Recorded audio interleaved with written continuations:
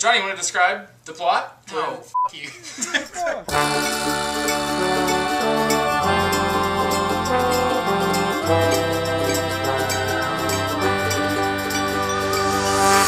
In 2014, Brewster Illusion did a special Christmas special about the seminal 1996 holiday classic Jingle All the Way.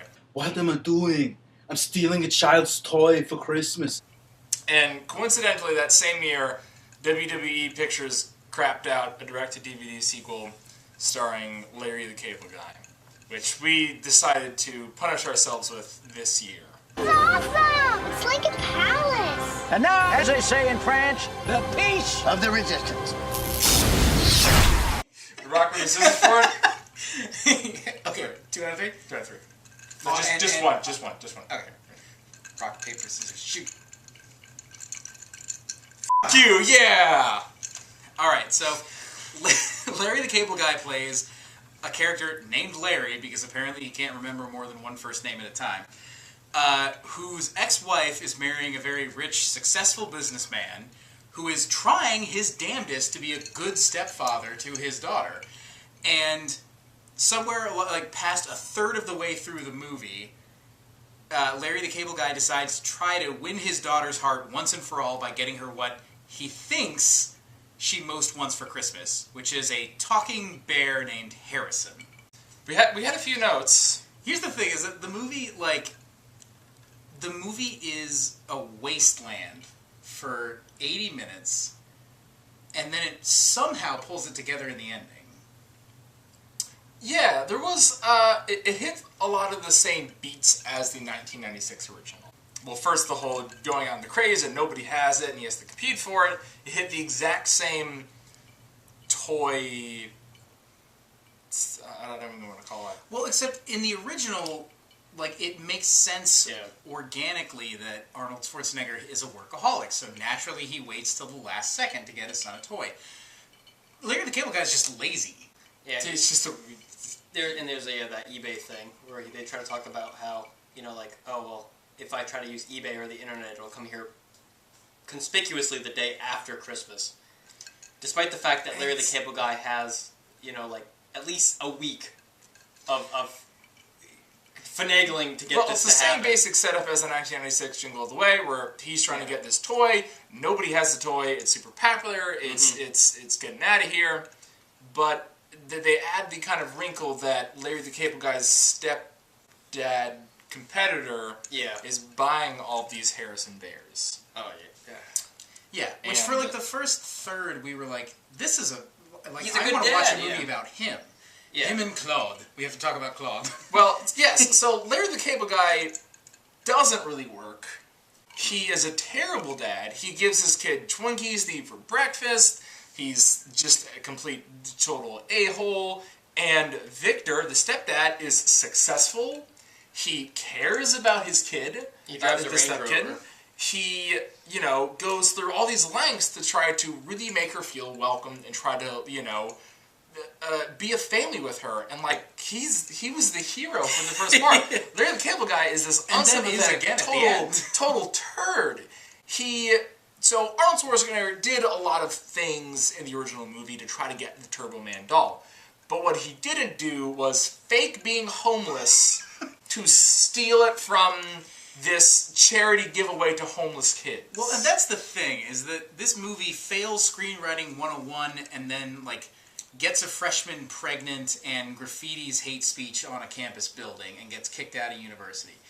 Because... walk us through that one? Yeah. Please. I was going on from failing a class to, like, creating life. Is that the worst thing you could do in college? Anyway, worst thing you could do in college. Yeah,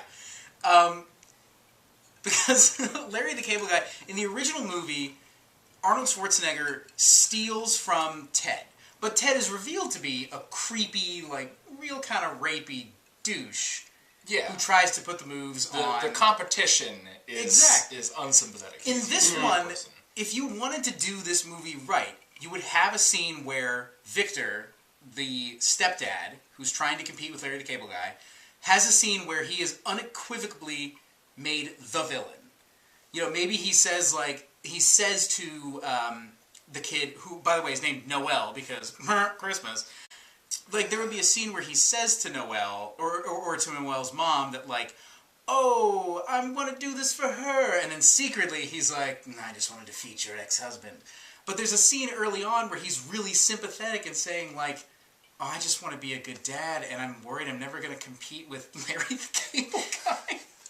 The man who lives in a trailer, by the way, he lives in a trailer. Also, there is a recurring theme in this movie of Larry the Cable Guy landing incredibly attractive, successful women. Yes. Like, what quantum reality is this movie taking place in where that is a possibility? Slamming some hotties, I'll say that. Larry the Cable Guy. Get her done. Get her done. Get her done. Get her done. You drive my new tater chips.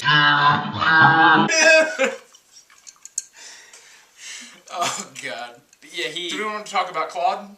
Oh, yeah, so... Oh, the hero of well, the story? I think we need to start... But I think we need to begin with by saying that, like, half the cast is from the... So it was Produced by WWE yeah. Pictures, which also is responsible for No Holds Barred. And you called it right out of the bat. Larry the Cable Guy's friend, Claude, this gigantic mountain of a man, instantly shows up. John says, guy's got to be a WWE wrestler, which was true, but also was the best actor in the whole movie and the greatest character in the world. Claude was the voice of reason. Claude was like the backup to everybody. Claude cared. He was like the conscience of the screen. Claude was like... You referred to him as the antibody, yeah. Yeah, he was the antibody of this script. Hunting down, like, logical contradictions and trying to destroy them. Well, Claude, right in the beginning, when all this tension's going down, Claude's like, you know, you don't have to compete with him. You know, you're her father. You're always going to be her father. You don't have to do all these things to get back at Victor, to compete with Victor. And I'm like, yeah, damn right, Claude. Yeah, you got a point. You're awesome. Claude would have disarmed this conflict from the beginning. Yeah. Okay. Claude would have gotten the bear. Claude would have understand. Claude wouldn't have been illiterate enough to... Claude would have understood to go out of county for this, like... Claude would have solved this problem. This movie takes place apparently in Under the Dome, because nobody can venture out of the town that they're in to get this frickin' bear. Harrison Bear. Also, that means we will also have to talk about the ending, where it's revealed that the entire plot of the movie hinges on Larry the Cable Guy's illiteracy. I mean, it's a situation where, I mean, so the original movie was made back at a time before eBay, before the internet was really prevalent, and, you know, when the Tickle Me Elmo craze was going on, and so it was pertinent in that sense, that essentially, you know, there was a toy that everybody wanted, and, you know, demand was so high that people were unable to get these things. But this movie takes place in 2014, and they try to reconcile away, like, the concept of eBay by suggesting that somehow eBay will not be able to get the toy till after Christmas on the 26th. How eBay works. Which even, I mean, Amazon existed. I've been a Prime member since at least 2011. So, I mean, I can get 2 days shit. It was at least brought to you by Amazon Prime logo. By the way, don't sue us. It was at least an attempt to try to shoehorn away. I was like, oh, we can't get on the internet. Fine. But then it gets worse though, because he doesn't, like, he calls ahead to a store, but he calls ahead to a store in the town. And you know, in my head, I'm like, well, if I had a situation where I can't get to a place, if I can't get to a mall. And I mean, by the way, he spends like a week doing this. In your head, you tried to make sense of Jingle All the Way 2 with Larry the Cable Guy. Yeah. I want you to hear that, say that out loud. Just let it roll around the room. But I mean, like, you could go to a different county. You could go to a different town. But that's not how the narrative plot works. No. And that's fine in a lot of movies that have that coincidence. In, like, the 70s and but, 80s? No, but there were so many worse sins of this movie than just that. This movie had to bend over backwards and employ every round of stupidity that Larry the Cable Guy had in his arsenal to make the plot plausible. And then you got problems. But even then, all of that hinged around upon Larry the Cable Guy misreading his daughter's letter to Santa, well, also, which he unethically opens. Yes. where she doesn't want anyone to read it. She wants to send it to Santa. Later, Cable Guy is gonna take it to the mailbox, And Claude calls him out. my man Claude says, "No, don't do that. You're breaching your daughter's trust." Claude is the voice of See that? reason. He fucking says it's a federal offense, by the way. Because Claude is He's like, the voice of reason. Claude is the heart of this movie. the USPS is the backbone of this nation. if you Claude's got their back. break Well, the that's trust the with thing, like, Santa. Everything that is kind of understandable from Arnold Schwarzenegger's character in the original is then like done kind of the same way in this, but where it's like, no, you're horrible. Yes, irredeemable. Like when he in the original, there's the whole scene where he tries to call into the radio station and say the names of the reindeer and get the Turbo Man toy. And when that fails, he goes to the radio station. In this, there's a beat that's really similar, but where Larry the Cable Guy pretends to be homeless and goes to a charity event, sits on Santa's lap, and threatens to shart his fucking thigh. Sorry. Threatens to shart his sharting thigh unless he gives him the Harrison Bear doll. Yes. He's a lot of It's Mexican, and he's gonna fart on him. It's a film of We constant counted contrivances. 2 diarrhea jokes. Twice when Larry the Cable Guy threatens diarrhea, matter of fact. It wasn't just a poop joke. Larry the political Cable posturing. Guy threatened diarrhea twice. Real fat boy slim weapon of He choice. he made jokes about peeing his pants twice. But outside of that, there wasn't a lot of like. I was expecting Pee pee poo poo humor. Yeah, I was instead there was expecting him non-humor. to get her done. He did not say get her. He did not say get her done once in the whole film. Point movie. Yeah. Well, on that, we really should talk about how mature the ending was to this movie. Yeah, out of absolutely nowhere. But it's so. Want to set the stage now that you've already lost a rock paper scissors for explanation? I would love to. Well, So, it's fair to say that We have to talk about how Victor goes bananas. Well, before that, we missed the climax Well, because Because this movie had so broken and disinterested us by this point that we were talking about Matt's Christmas gift of a Bernie Sanders t-shirt and then started talking about the Electoral College and the voting structure of the United States democracy. that's how far we got distracted. I we was- would rather talk about that than watch Larry the Cable Guy. But that sets us up well for the finale of it. I tried to find the Marxist endings in this. You know, like they're like surprisingly when you'll hear from the rest of this, you'll hear about the rich versus poor and all that sort of stuff. And I tried to find. We're getting a rant. No, it's not. It's not going to be a rant. We get the basis of like maybe this might be potentially intelligent. 6.5 hours later. It led into a conversation about Bernie Sanders, but I mean, there's also I would like to point out this came after a scene which made no sense. There's a lot of I'm just saying The movie. the scene. in the movie Scene? in this so the scene was particularly when they attempted to go into the sort of like inexplicit Santa warehouse where like some toys were. And Okay, wait. Also, we have to stop to talk about the creepy ass toy store worker. But my biggest issue with the film was that scene, though, because it makes. I mean, the rest of the film, if you had omitted that scene, I mean, it's still. If it was I really want to hear the end of the sentence. If it was a Pokemon, it would be Trubbish. Gen 5, by the way. Trubbish evolved into Garbodor, by which I mean garbage. I'm just saying that this scene in particular made literally no sense other than to potentially be like a one-to-one of the original film. Yeah. Okay, It was hitting that exact beat. It was Santa Claus the goes Jim to an illicit Belushi warehouse. Yeah, the Jim where Belushi they make- knockoff toy warehouse. Where they make knockoff toys, and Larry the Cable Guy meets this seedy voice on the phone at this warehouse because they supposedly have a Harrison Bear. Also, the second best actor in the movie besides Claude. That guy who... There's this toy store employee who Larry the Cable Guy constantly interacts with, and it's revealed that he's, like, one step away from, like, taking an AK into the toy store one day, just murdering everyone, and he's just like, I hate the parents, like, always loud and noisy, and they want things I can't deliver, and he's fantastic.